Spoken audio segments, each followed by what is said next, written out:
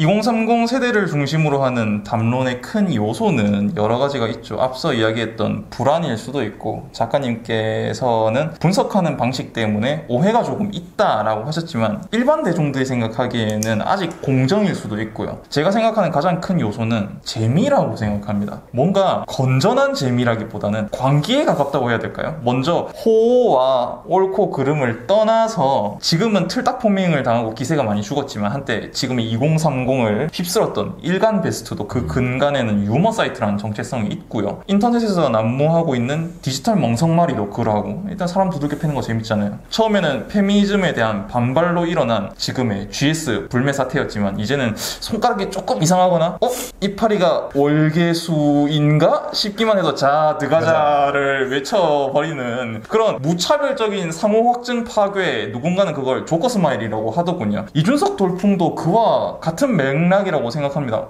하면 되네? 지랄하니까 바뀌네? 재밌네? 자 드가자. 제가 생각하기에는 그 재미라는 요소가 말씀하시는 불안감과 불확실성의 근원을 두고 있다고 생각하거든요. 뭔가 세상이 상식적으로 돌아가야 우리가 예측이라는 걸 할 수 있고 대비라는 걸 할 수 있고 계획이란 걸 할 수 있고가 되는데, 가뜩이나 혼란스럽고 비관적인 상황에 누가 트위터에 화성 갈 거니까 한마디를 하니까 웬 강아지 코인이 떡상을 하지 않나, 이게 논리적이지 않잖아요. 그러니 다 같이 이제 양 콧구멍에 원피스처럼 젓가락 꽂고 미쳐버리는 거죠. 재미와 광기를 중심으로 보는 90년대생 어떻게 생각하십니까? 저는 그게 제 책의 문제의식이었다 생각합니다. 사람들이 결국에는 더 효능감을 못 느끼는 거죠. 내가 성취감, 내가 뭔가를 노력을 했을 때 내가 이걸 달성했어 라고 하는 감각이 인간에게 있어서 사실 가장 중요한 감각이라고 보거든요. 근데 사실 지금 90년대생들은 성취를 이루는 것도 쉽지 않고, 성취를 이뤄도 어떤 미디어에 의해 어떤 형성된 기준 때문에 이게 성취는 별거 아닌 성취라고 평가절하하면서 불행감을 느끼는 거잖아요. 그렇다면은 피드백이 가장 즉각적이고 빠른 요소들에서 성취감을 찾게 되는 거고, 그것이 이제 가장 혼란하게 드러나는 게 인터넷을 통한 집단운동, 집단행동 같은 게 되는 거죠. 사실은 기성 언론이라든가 지식계에서는 온라인 페미니즘 운동이나 온라인 안티 페미니즘 운동을 유쾌한 반란이라든가 뭐 불편한 용기라든가 아니면 백래시라든가 뭐 이런 여러 가지 용어로 표현을 하지만은, 저는 이거는 본질적으로는 집단으로 모여 들어가가지고 뭘 해니까 뭔가 바뀌는 데서 오는 성취감, 그리고 그 성취감의 근간인 재미, 이 두 개라고 봅니다. 조커랑 완벽히 똑같은 거죠. 제가 원래 이 책을 농담으로 가제를 90년대생 조커가 온다로 하려 했었는데 그건 가제로만 남았고 네네. 그러니까 조커 영화를 보면은 아서 플렉은 세상에서 완전히 버림받고 불행하고, 근데도 뭔가 본인은 잘 나가는 외인의 섬겨진 아들일 거라는 이상한 환상을 가지면서 불행을 더 키우고, 그러다가 결국에는 조커가 가장 처음에 이제 춤을 추게 되는 장면이 그거잖아요. 은행원들을 죽였을 때 시스템을 파괴했을 때 얻는 어떤 그 말초적 쾌락이 있는 거고, 마지막엔 그게 집단운동으로 벌어지는 거죠. 왜냐면 고담의 대중들이 다 그런 상태였으니까. 한국도 거의 제 생각에는 그걸 선도하고 있는 나라 같습니다. 일이 없는 가수든 아니면은 조초수에 나가서 갈굼을 나가는 사람이든 아니면 시험을 준비하는 엘리트든 간에 그냥 뭔가 일상이 짜증나고 무료하고 무기력하고 막 그런데 자 드가지 할 수 있는 타겟 포인트가 주어진다? 그러면은 10초만 쓰면은 내가 이 꿀잼에 참여할 수가 있는데 이거를 이제 버릴 수는 없는 거죠. 그리고 그게 상호 확증 파괴가 되면서 뭐 누가 먼저 시작했다 여기서 얘기하지 않겠지만 어쨌든 이쪽에서 뭘 했네? 우리는 그럼 뭐 하면 안 돼 라는 식으로 지금 벌어지고 있는 거잖아요. 제 생각에는 이 트렌드는 앞으로도 계속 갈 것 같습니다. 최근 2021년의 어떤 변곡점이라고 한다면은 사실은 남성들이 온라인에서 이거를 매개로 뭉치는 일이 많지가 않았어요. 그 전까지는 굉장히 흩어져 있었고 뭐 페미 싫어? 그냥 이 정도의 감각이었는데, 이게 뭐랄까 우리도 모여가지고 지랄을 하자라는 새로운 변곡점을 겪은 거죠. 2021년에. 이 뒤는 더 기대가 됩니다. 저도 반쯤 업무적인 것 때문에 하루에 커뮤니티 여론을 살피는 시간이 약 30분 정도 존재하는데, 특히나 지금 다시 불타오르고 있는 야길이라던가 이제 실배 이런 곳에 밭갈기를 하러 온 페미니스트들을 퇴치하기 위해서 전략 핵병기를 떨구는 사람들이 너무 많지 않습니까? 할르본바라던가 눈물이 납니다.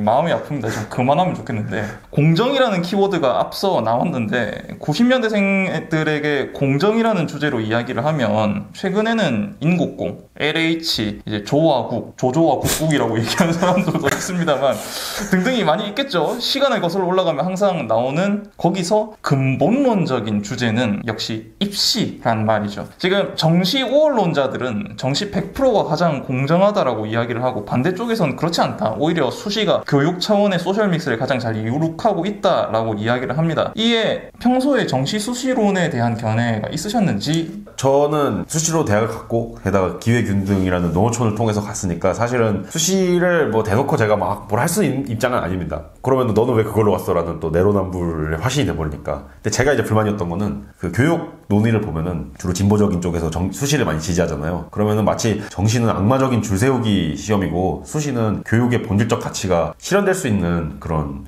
개혁 결과물이라고 보는 것 같아요. 제가 불만인 거는 아니 어차피 정시든 수시든 간에 한국 사람들이 입시를 통해서 뭔가 경쟁을 하고 싶어하는 욕망이 끌어넘치는 이상 그거를 제도 따위로 통제할 수는 없다는 게 제 생각이었고, 수시는 수시 나름대로의 경쟁과 그에 대한 압박과 뭐 고통이나 이런 게 있는 거고, 저는 이제 이 책에서 그런 점을 좀 지적을 하긴 했죠. 제 생각은 뭐 수시나 정시나는 사실 일장일단이 있는 문제고 어느 게 더 입시 문제를 해결할 만한 마스터키라고 보는 건 또 아닙니다. 근데 이거를 그냥 대학교라는 어떤 공간 자체를 우리가 한번 다시 생각할 필요가 있지 않냐는 문제의식을 던지고 싶었던 거죠. 변혁의 시대죠. 변혁의 시대. 일전까지 인류는 반복되는 생활 양식을 세대를 거쳐서 반복하면서 살아왔습니다. 할아버지가 말 타고 농사 짓고, 아버지가 말 타고 농사 짓고, 그 아들도 말 타고 농사 짓고, 그리고 그 태어난 손주도 말을 타고 농사를 짓게 될 것이고, 하지만 이제는 생활 양식의 수준이 아니라 세상이 움직이는 방식이나 근본적 개념이 10년 아니 5년 단위로 대격변을 맞이하고 있거든요. 그 사이클의 속도가 무서울 정도입니다. 미디 오늘 인터뷰에서 말씀하신 2NE1과 블랙핑크의 그 간격처럼 K를 생각한다 서문에서 먼저 우리가 해야 할 일은 새로운 시대에 맞는 다른 시선을 갖추는 일일 것이다 라고 하셨습니다. 어떻게 보면 축복일 수 있고 어떻게 보면 저주일 수도 있는 이 변혁의 시대에서의 탄생, K90을 떠나 월드 90으로서 다른 시선을 갖추는 방법, 마음가짐에 대해서 한 말씀 부탁드리겠습니다. 변혁의 시대를 볼 때 가장 중요한 거는 첫째로는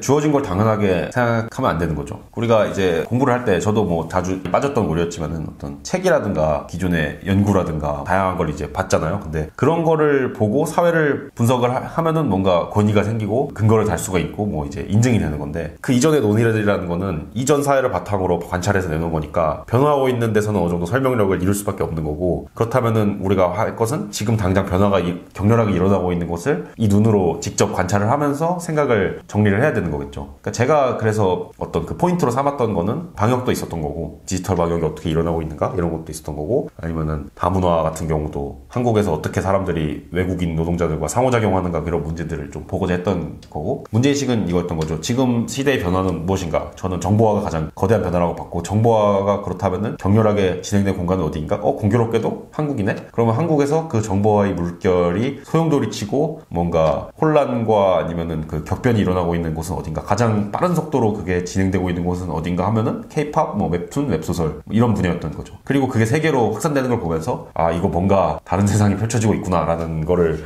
느꼈던 거고요. 아마 본인들이 관심이 있어 하는 것에서 각자 그런 걸 느끼는 분야가 있을 거라고 저 생각해요. 대중문화 컨텐츠가 아니더라도 어떤 분야에서든 간에 이거 뭔가 이 돌아가는 논리가 다른 것 같아. 예전과는 이게 달라진 것 같아. 그런 데서 한번 천착을 해서 이거 왜 달라졌지? 과거 5년 전에 이것과 5년 후에 이게 이렇게까지 달라지게 된 원인은 뭐지를 한번 분석을 해보면은 저와 비슷한 식으로 생각이나 시선을 좀 갖출 수 있지 않을까요? 그런 생각이 듭니다.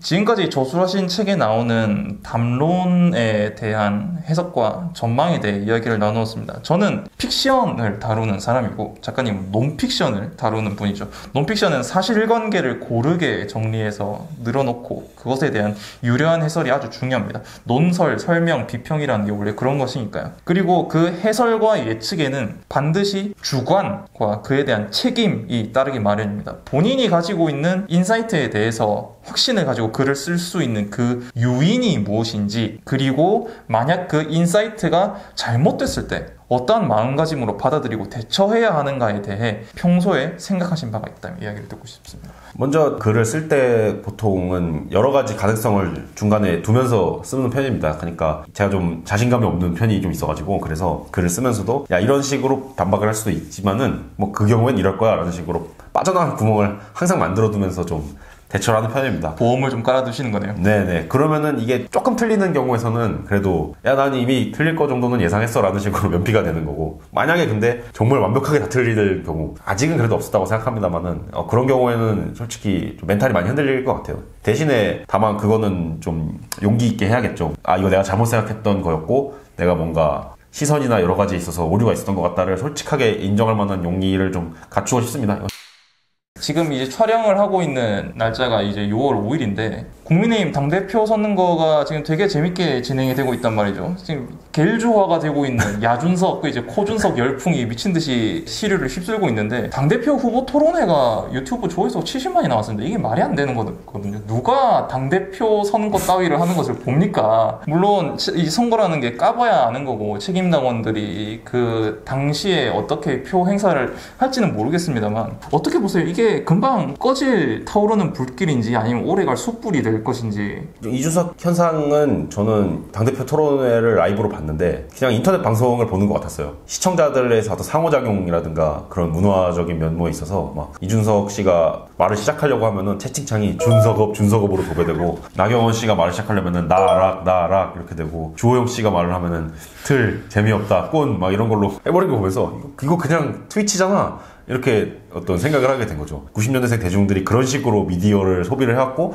그거를 정치에서도 보고 싶어 했던 거를 이준석 씨가 캐치를 해가지고 끌고 간 것 같아요. 그렇기 때문에 이준석이란 인물이 고꾸라져도 분명히 그런 수요를 캐치해서 나는 너희들이 원하는 걸 해줄게라고 나타나는 사람이 생길 것 같거든요. 이미 사람들은 미치길 원하는 건데 미쳐도 괜찮지 않을까라고 이제 제안을 하는 뭐 그런 어떤 현상인 것 같아서 제 생각에는 꽤 그래도 유의미한 변화가 되지 않을까 싶습니다. 그리고 사람들이 결국에는 유튜브 방송이라든가 아니면 인터넷 방송이라든가를 즐기는 이유는 저는 진정성에 있다고 봐요. 그러니까 픽션은 어떻게 해도 이거는 가상의 이야기라고 하는 인식이 남잖아요. 근데 이 현실에서 이게 벌어지고 있어 라고 했을 때 느끼는 그런 진짜 진검승부와 와일드를 보는 것 같은 거. 근데 사실은 이것도 배우에서는 어느 정도 조율이 된 거기 때문에 저는 이거를 유사진정성이라고 생각하지만은 어쨌든 현대 미디어가 원하는 게 이제 그런 게 된 거란 말이죠. 아이돌 오디션 프로그램이라든가 여러 가지로. 그러니까 정치도 지금 그런 식이 진행되는 것 같아요. 그러니까 아까 말했던 재미를 줄 수 있는 와일드한 진검승부, 그리고 그거를 내가 채팅창을 통해서 참여할 수 있다는